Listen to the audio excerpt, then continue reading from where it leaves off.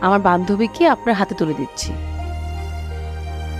যদি কখনো শুনি তরিকে কষ্ট দিয়েছেন, খবর আছে কিন্তু। সামনের মাস থেকে মার্শাল আর্ট শিখবো ঠিক করেছি। I love you so much. এভাবে বলিস না, বেচারা কষ্ট পাবে। I am sorry Raha. এটা বলে তো পার পাওয়া যাবে না। মাঝে মাঝে আমাকে স্ট্যান্ড আপ কমেডি দেখতে নিয়ে যেতে হবে। যেতে দিবি? যখন খুশি নিয়ে যাস।